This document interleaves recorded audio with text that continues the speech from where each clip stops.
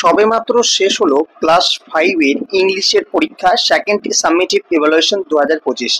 তোমরা সকলেই দেখতে পাচ্ছ এটা হচ্ছে ইংলিশের একটা প্রশ্নপত্র সেকেন্ড ইউনিট টেস্ট পরীক্ষা, যে পরীক্ষাটি সবেমাত্র শেষ হলো এবং সেই প্রশ্নপত্রটি এবং সাথে সেই প্রশ্নের উত্তরগুলো তোমাদের সামনে আজকের এই ভিডিওতে আমি তুলে ধরবো। কাজেই যাদের এখনো পর্যন্ত ইংলিশ পরীক্ষা হয়নি তারা প্রত্যেকে কিন্তু সম্পূর্ণ ভিডিওটি দেখতে থাকো, কারণ এই ভিডিওতে তোমাদের প্রশ্নের সাথে উত্তরগুলো বলবো, বুঝিয়ে বলবো, তো সেক্ষেত্রে তোমাদের অনেক হেল্প হবে। তো প্রথমেই তোমরা দেখতে পাচ্ছ এটা সেকেন্ড সামেটিভ ইভ্যালুয়েশন 2025, নম্বর থাকছে 30, সময় থাকছে 1 ঘন্টা।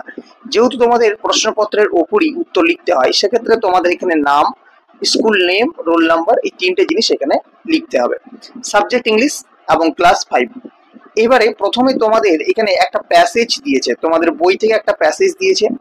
সেই প্যাসেজটিকে প্রথমে তোমাদেরকে খুব ভালোভাবে পড়তে হবে, মিনিমাম 2 থেকে 3 বার খুব ভালোভাবে পড়তে হবে। যদি তুমি ভালো করে বই থেকে আগেই পড়ে গেছো তাহলে তুমি একবার পড়লেও হবে।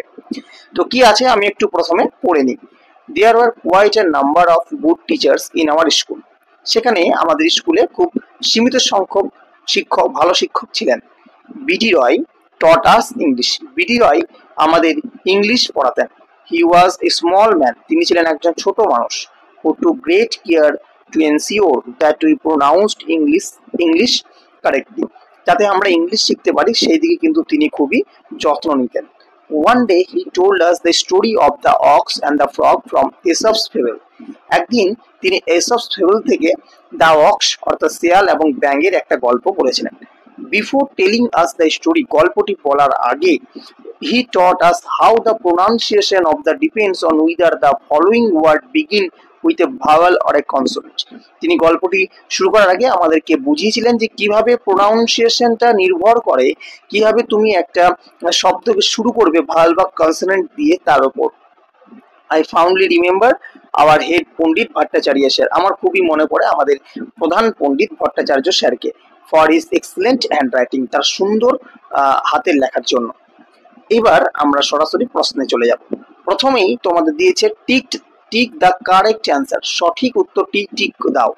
এখানে দুটো আছে, দেখো 1 নম্বর 2 নম্বর এবং তোমাদের দুটোতে 1 নম্বর করে মোট 2 নম্বর আছে। প্রথম প্রশ্ন, the author learned correct pronunciation from his.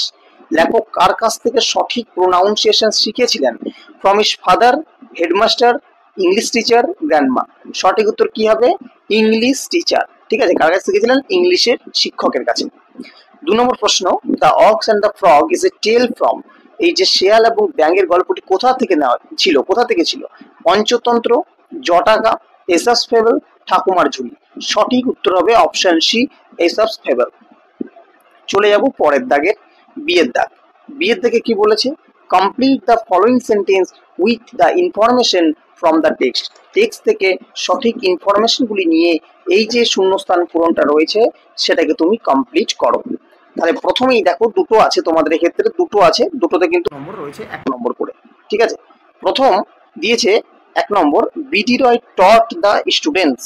কি হবে? BD Roy taught the students, এটা হবে ইংলিশ। ঠিক আছে, কি হবে? English. BD Roy taught the student English. 2 নম্বরে বলেছে the author remembers the head Pandit Bhattacharya sir for his excellent handwriting. ঠিক আছে, এক্সেলেন্ট হ্যান্ড, তোমরা টেক্সটটা দেখে করবে, হ্যান্ড রাইটিং। ঠিক আছে, তার সুন্দর হাতের লেখার জন্য তিনি জানা যেতেন।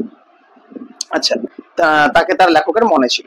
আচ্ছা, নেক্সট হচ্ছে সিয়ের দাগ। সিয়ের দাগের বলেছে অ্যান্সার দ্য ফলোইং কোশ্চেন্স। নিচের প্রশ্নগুলি উত্তর দাও। প্রত্যেকটা প্রশ্ন দেখছো তোমরা 2 নম্বর করে আছে, তাহলে কিন্তু প্রশ্নের উত্তরগুলি একটু কিন্তু বড় হবে, কিন্তু যেটা তোমার উত্তর চেয়েছে তুমি সেটাই লিখবে, এখানে নম্বরের সাথে কোনো সঙ্গ তোমাদের নেই। প্রথম প্রশ্ন, who was the teacher in English in author's school. লেখকের স্কুলে ইংলিশের শিক্ষক কে ছিলেন? তাহলে এটা কি উত্তর হবে? বিডি রয়। ঠিক আছে, তোমরা কিন্তু সম্পূর্ণ বাক্যে লিখবে। কিভাবে লিখবে? যে BD Roy was the teacher in English in the authors school.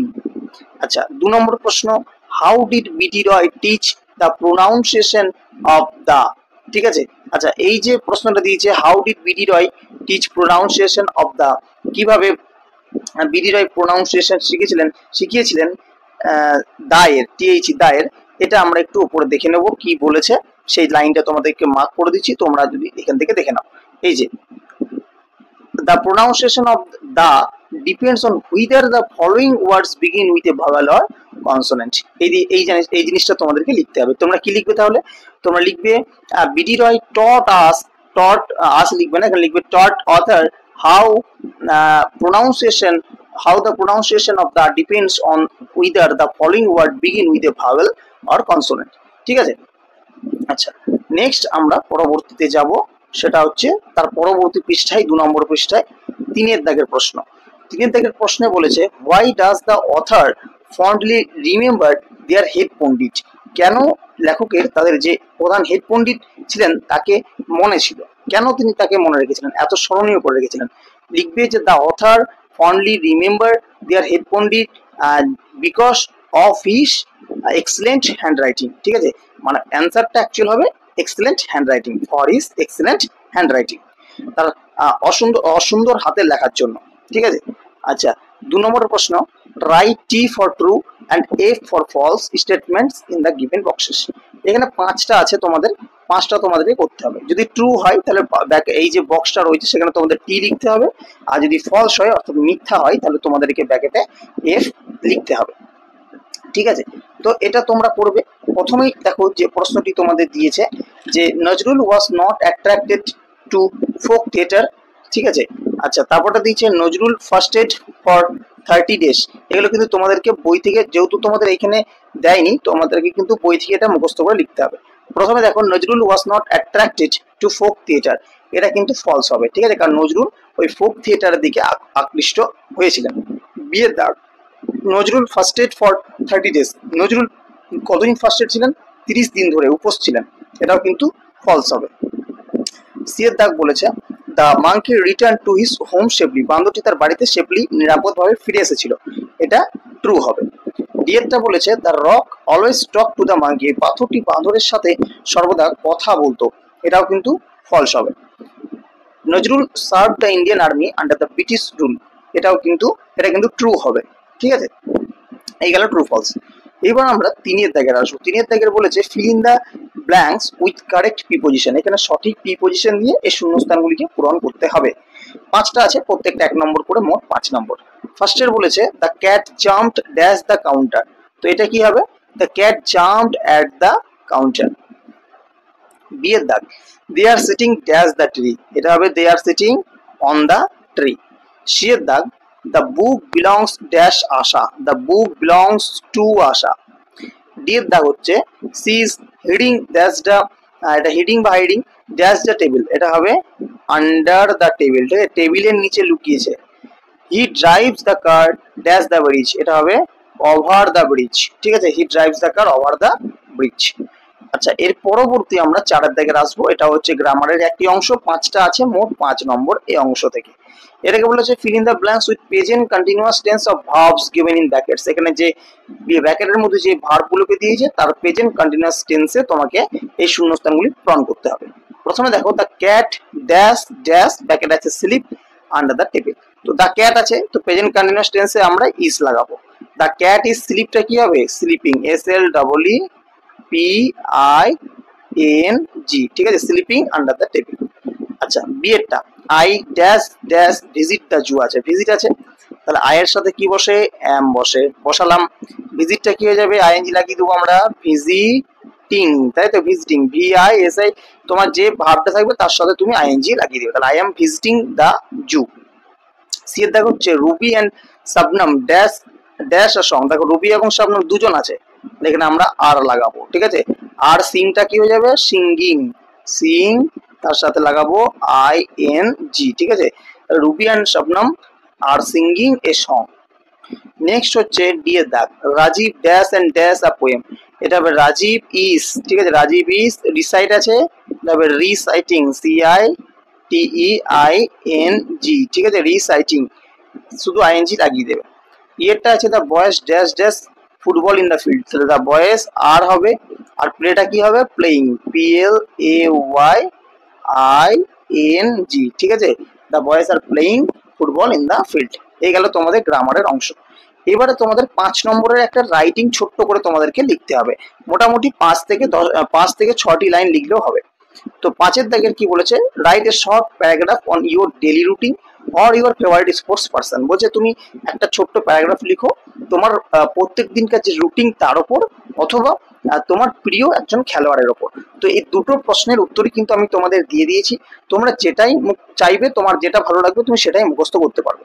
প্রথমে দেখো আমি দিয়েছি যেটা, সেটা হচ্ছে তোমার ফেভারিট পারসন, ক্রিকেট প্লেয়ার, ঠিক আছে। তো আমি এখানে দিয়েছি তোমার ক্রিকেট প্লেয়ার, তোমাদের যদি ফুটবল প্লেয়ার কাউকে পছন্দ হয় তুমি সেটা লিখতে পারো। তো আমার পছন্দ ছিল বিরাট কোহলি, তো বিরাট কোহলি নিয়ে আমি লিখেছি, ঠিক আছে। বিরাট কোহলিটা তোমাদেরকে দিয়েছি। Virat Kohli is an Indian cricketer. Virat Kohli একজন ভারতীয় খেলোয়াড়, ক্রিকেট খেলোয়াড়। He was the former captain of India national team, a role he had since 2017 and continues to represent India in all formats of game. Kohli holds numerous records, including most ODI centuries and highest run score in the IPL, and is a recipient of prestigious awards such as Padma Shri and Khel Ratna Award. He is widely regarded as a role model for young cricketers and is a popular figure worldwide. এইটুকু তুমি লিখতে পারো বিরাট কোহলি নিয়ে, বা তুমি যদি অন্য কোনো প্লেয়ার পাও ছোট্ট করে সেটাও তুমি লিখতে পারো। এইটাকে আরো ছোট করে কিন্তু লেখা যায়, ঠিক আছে, যেহেতু 5 নম্বর আছে। আচ্ছা, এটা গেল বিরাট কোহলি নিয়ে, তোমার প্রিয় প্লেয়ার একজন। আর তারপরেরটা আমি লিখেছি তোমার যে ডেইলি রুটিন, এইটুকু, ঠিক আছে। এটা কিন্তু খুব বড় না, এখান থেকে জাস্ট এইটুকু তোমার daily routine. My daily routine starts with, তুমি এখানে হেডিং করবে মাই ডেইলি রুটিন, ঠিক আছে। তারপর তুমি লিখতে শুরু করবে, my daily routine starts with walking up at 6 a.m. to brush my teeth and get ready for the day. I then have a healthy breakfast before I get ready for school at 8 a.m. After school, I take a short rest, do my homework, and read some books. In the evening, I play with my friends before having dinner with my family at 7 p.m. I go to bed at 9:30 p.m. feeling refreshed and ready for the next busy day. এইটুকু তুমি লিখতে পারো। তো দুটোই কিন্তু ভীষণ গুরুত্বপূর্ণ, প্রায় স্কুলে কিন্তু এই দুটি আসতে, তোমাদের প্যারাগ্রাফ আসতে দেখা যায়। সুতরাং এই দুটি কিন্তু তোমরা ভালোভাবে প্রিপারেশন নিয়ে যাবে। তো এই ছিল তোমাদের সম্পূর্ণ ইংলিশের প্রশ্নপত্র। তোমরা কিন্তু এই প্রশ্নপত্রটিকে ভালোভাবে প্রস্তুতি কিন্তু পরীক্ষার আগে নিয়ে যাবে। তো কেমন লাগলো ভিডিওটি অবশ্যই জানাবে, এবং তোমাদের যদি কোনো জায়গায় কিছু বুঝতে অসুবিধা হয় অবশ্যই সেটাও কিন্তু কমেন্টে জানাতে একেবারেই ভুলবে না। আমাদের চ্যানেলে আজকে যারা নতুন তারা কিন্তু চ্যানেলটিকে সাবস্ক্রাইব করবে, এবং ভিডিওটি ভালো লাগলে অবশ্যই লাইক করে দেবে।